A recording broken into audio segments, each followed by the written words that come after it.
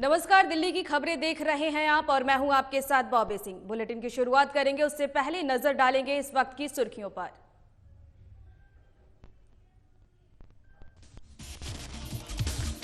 दिल्ली विधानसभा का बजट सत्र आज हो सकता है समाप्त। विधानसभा अध्यक्ष रामनिवास गोपाल ने दी जानकारी। कोरोना वायरस के चलते घट सकता है बजट सत्र। दिल्ली में लगातार बढ़ रहे हैं कोरोना के आंकड़े। स्वास्थ्य विभाग ने की 8,000 से ज्यादा नए मामलों की पुष्टि। 85 रोगियों ने तोड़ा दम।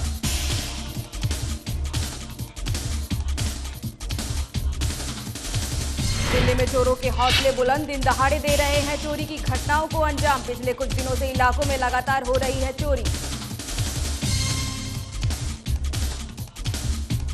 राजधानी दिल्ली में मौसम ने बदला मिजाज, तेज हवाओं के साथ हुई झमाझम बारिश। एक बार फिर बढ़ सकती है ठंड।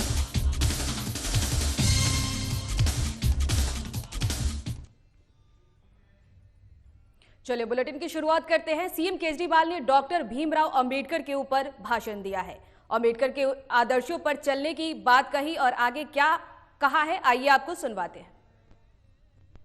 के पास जाते थे, कहते थे ये कर दो, ये कर दो, ये कर दो।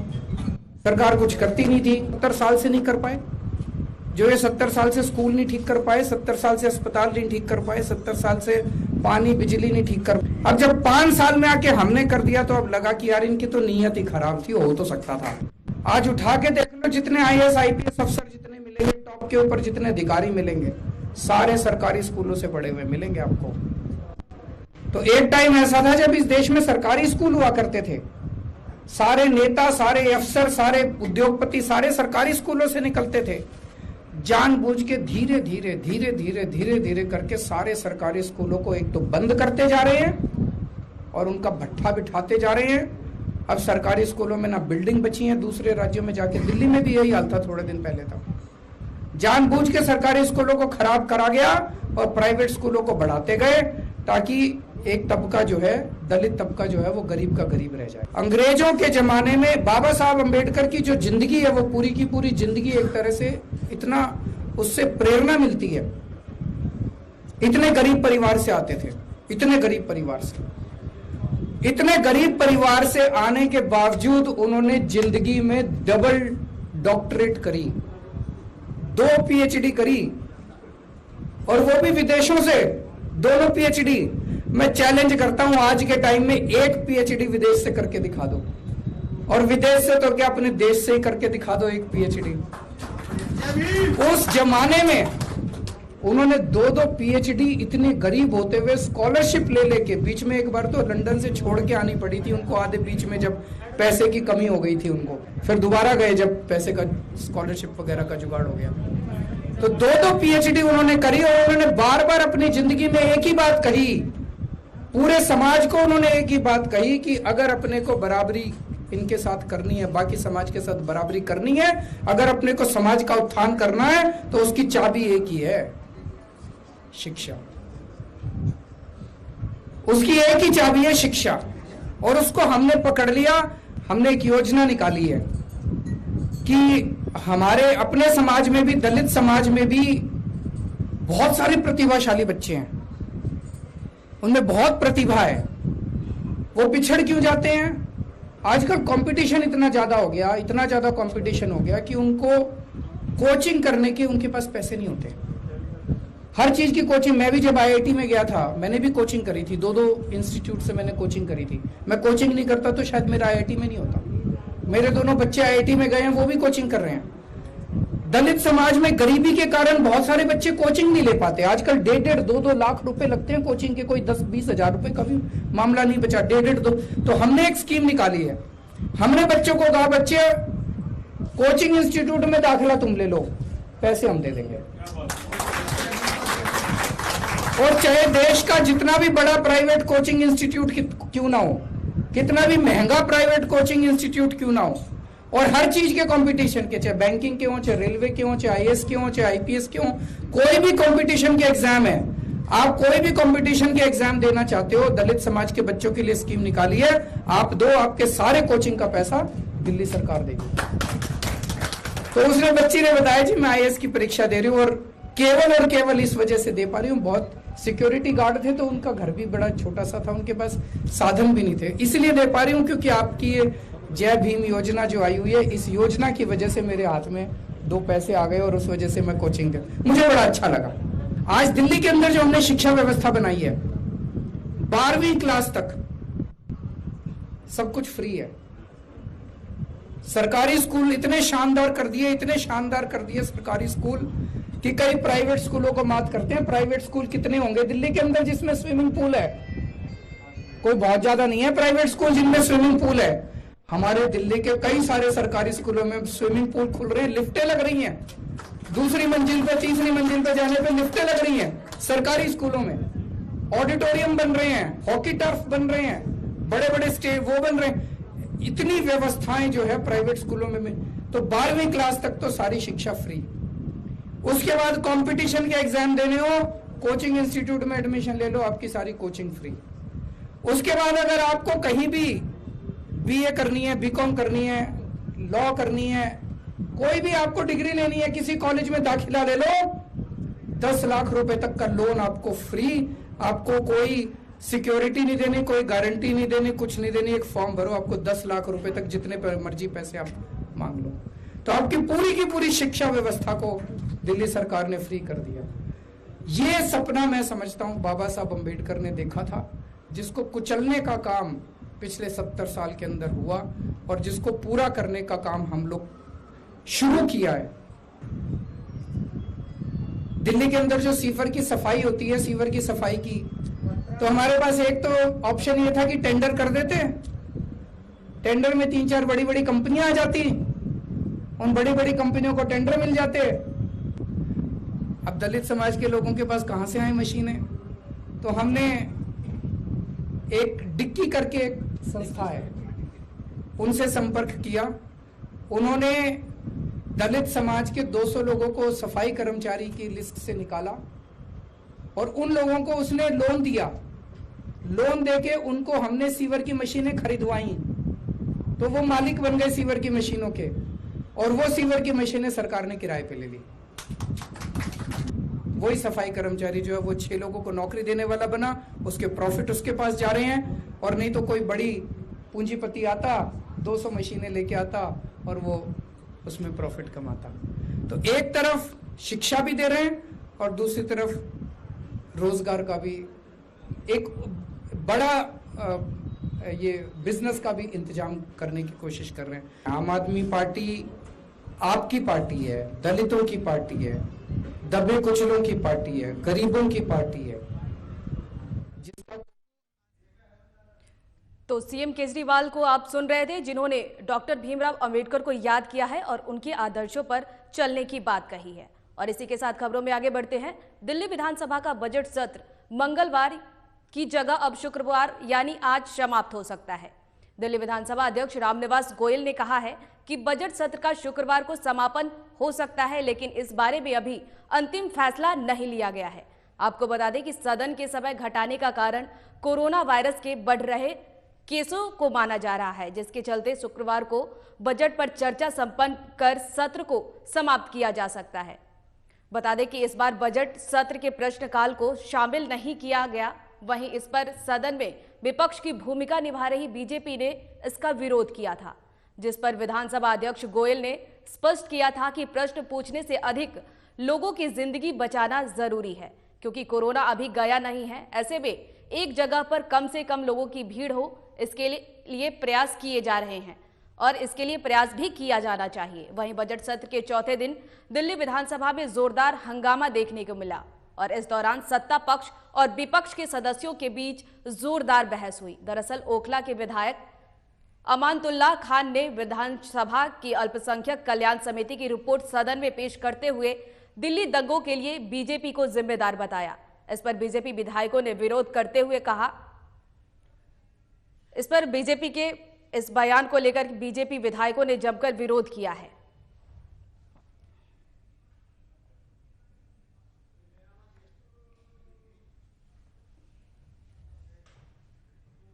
चलिए खबरों में आगे बढ़ते हैं। दिल्ली पुलिस ने 26 जनवरी को लाल किले में हुई हिंसा के सिलसिले में 2 और लोगों को गिरफ्तार किया है। इसमें भारतीय मूल का बर्मिंघम का रहने वाला डच नागरिक भी शामिल है। वहीं डच नागरिक की पहचान मनिंदर जीत सिंह के रूप में की गई। वहीं दूसरा गिरफ्तार आरोपी दिल्ली निवासी खेमप्रीत है। इन दोनों को मंगलवार की रात को गिरफ्तार किया गया था। इसके साथ ही पुलिस ने बताया है कि मनिंदर जीत सिंह फर्जी दस्तावेजों के सहारे देश में भागने की कोशिश कर रहा था और खुद को पंजाब के गुरदासपुर का जरमनजीत सिंह खावे राजपूतान बता रहा था। उसके खिलाफ लुकआउट कॉर्नर नोटिस जारी किया गया था और उसने योजना बनाई थी कि वो पहले तो दिल्ली से नेपाल जाएगा और फिर वहां से ब्रिटेन जाएगा। इसके लिए उसने पूरे इंतजाम भी कर रखे थे।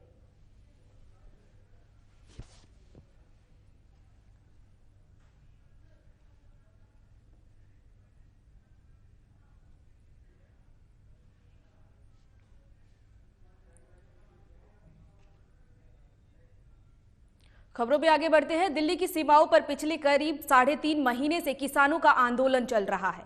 वहीं दूसरी ओर पंजाब से राहत भरी खबर सामने आ रही है। दरअसल कृषि कानूनों के खिलाफ अमृतसर में रेल पटरियों के ऊपर बैठे किसानों ने धरना प्रदर्शन को खत्म तो कर दिया है और उन्होंने पटरियों को खाली करने का निर्णय भी लिया है।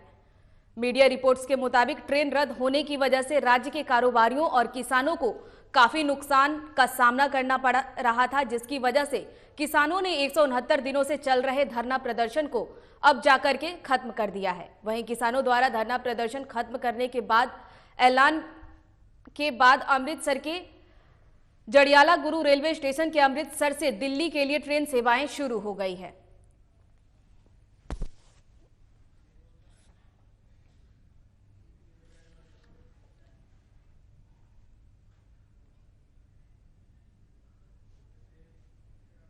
खबरों में आगे बढ़ते हैं। दिल्ली के गणेश नगर इलाके में इन दिनों चोरों का आतंक बढ़ गया है।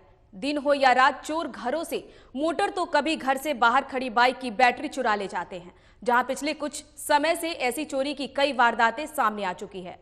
आपको बता दें कि आधी रात के वक्त एक चोर बाइक से आता है और बाइक दूर खड़ी कर घर से बाहर खड़ी एक दूसरे बाइक से बैटरी चुरा लेता है और फिर फरार हो जाता है।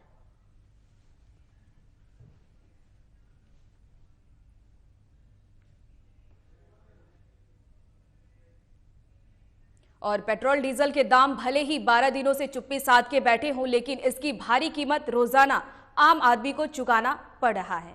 वहीं वित्त मंत्री निर्मला सीतारमण ने बताया, गवर्नर शक्तिकांत दास से लेकर पेट्रोलियम मंत्री धर्मेंद्र तक सभी तेल की बढ़ती कीमतों को लेकर चिंता जता चुके हैं। वहीं इस विषय पर बात करते हुए दिल्ली के गृह मंत्री सत्येंद्र जैन ने विधानसभा में कहा कि मुख्यमंत्री अरविंद केजरीवाल पेट्रोल डीजल को जीएसटी के दायरे में लाने की अपनी मांग रख चुके हैं। वहीं दिल्ली विधानसभा में नेता प्रतिपक्ष रामवीर सिंह बिधूड़ी ने बहस के दौरान कहा कि अगर पेट्रोल डीजल को जीएसटी के दायरे में लाया जाए तो कीमतें 25 रुपए तक कम हो जाएंगी। इस पर सत्येंद्र जैन ने कहा कि आप एक प्रतिनिधि मंडल लेकर केंद्र सरकार से मुलाकात करें, हमारे सभी विधायक आपके साथ चलेंगे। दिल्ली के साथ साथ पूरे देश को इस कदम से फायदा पहुंचेगा।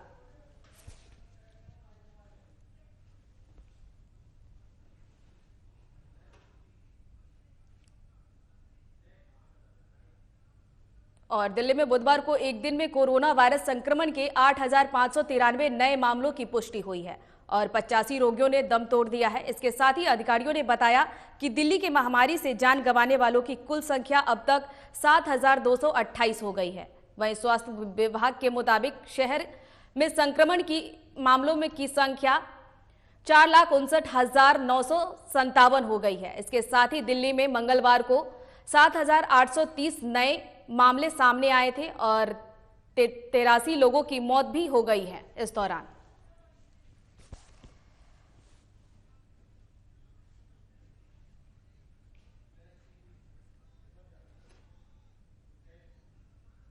चलिए खबरों में आगे बढ़ते हैं। राजधानी दिल्ली में आज सुबह एक बार फिर से मौसम बदल गया है। सुबह वेस्ट दिल्ली के कई इलाकों में तेज हवा के साथ झमाझम बारिश हुई है, जिससे एक बार फिर से मौसम ठंडा हो गया है। बारिश के कारण ठंड की वापसी करने के आसार नजर आ रहे हैं। दरअसल इन दिनों पहाड़ों में जमकर बर्फबारी हो रही है और कहीं ना कहीं इसी का असर राजधानी पर भी दिख रहा है। हालांकि मौसम विभाग ने कुछ दिन पहले ही ऐसी संभावना जताई थी कि राजधानी के कई इलाकों में बारिश हो सकती है।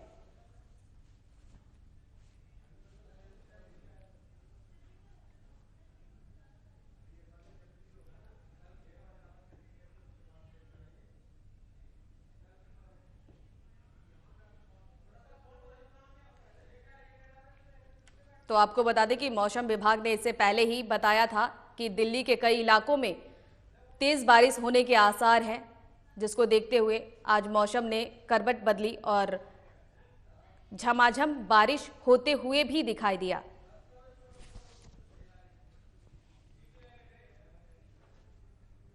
चलिए खबरों में आगे बढ़ते हैं। दिल्ली सरकार ने विधानसभा में अपना देशभक्ति बजट पेश किया है। तो आपको बता दें कि दिल्ली सरकार ने विधानसभा में अपना देशभक्ति बजट पेश किया है, जिसके बाद सदन में बजट पर लगातार चर्चा हो रही है। बजट पर दिल्ली के पर्यावरण मंत्री गोपाल राय ने सदन में कहा है कि हम दिल्ली वासियों की बेहतरी के लिए कल भी काम कर रहे थे और आज भी कर रहे हैं और कल भी करने के प्रयास करेंगे। इसके अलावा उन्होंने क्या कुछ कहा है, आइए आपको सुनवाते हैं। 8 मार्च को माननीय उपराज्यपाल महोदय ने सदन के सम्मुख पिछले 1 साल के दौरान जो पूरे दुनिया के लिए, पूरी मानवता के लिए एक विषम परिस्थिति थी, उन स्थितियों में दिल्ली सरकार ने किस तरह से जनता को साथ लेकर के उन परिस्थितियों का मुकाबला किया, उसका विस्तृत ब्यौरा सदन के समक्ष रखा। मैं धन्यवाद करना राज्यपाल महोदय को,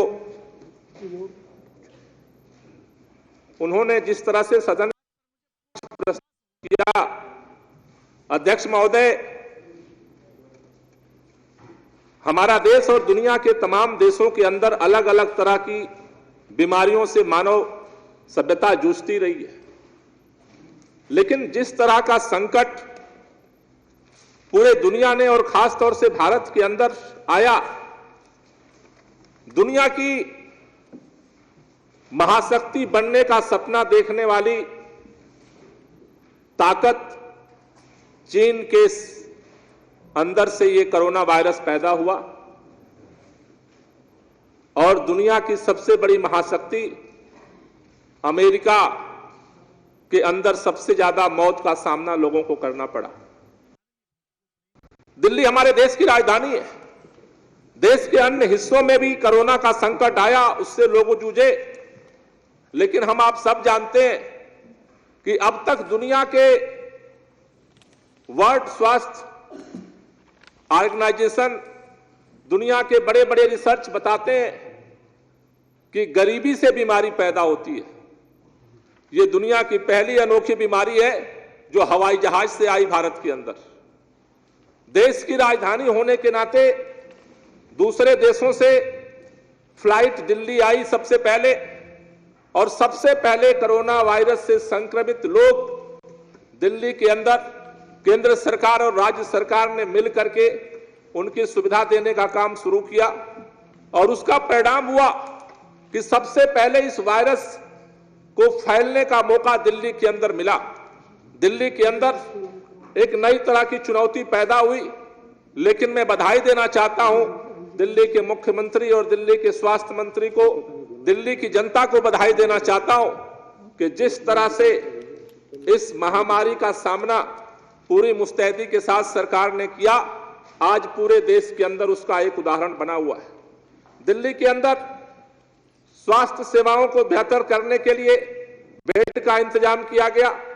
दिल्ली के अंदर लोगों को इस बीमारी से निजात दिलाने के लिए प्लाज्मा बैंक बनाया गया।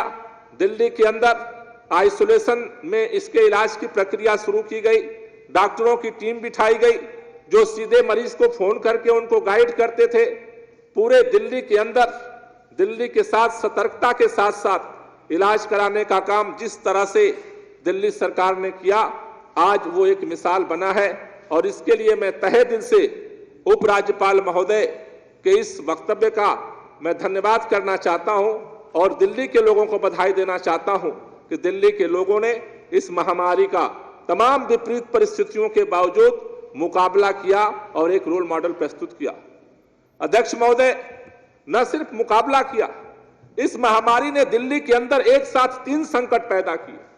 पहला हमला लोगों के जिंदगी पर था कि जिंदगी बचाई कैसे जाए, दूसरा हमला था कि जिंदगी चलाई कैसे जाए, क्योंकि जब महामारी आई तो देश के अंदर लॉकडाउन घोषणा हुई।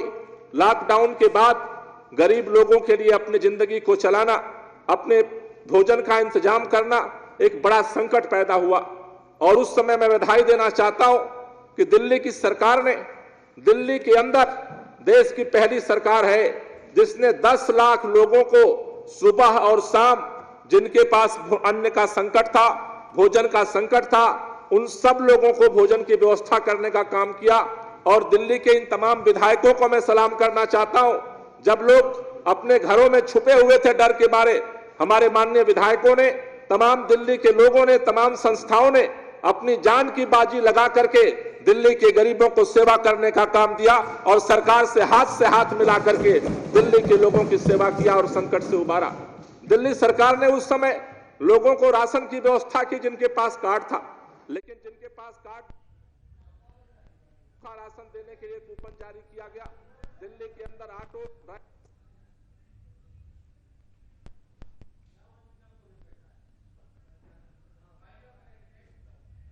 और इस बुलेटिन में फिलहाल के लिए इतना ही। तमाम खबरों के लिए देखते रहिए साधना प्लस। नमस्कार।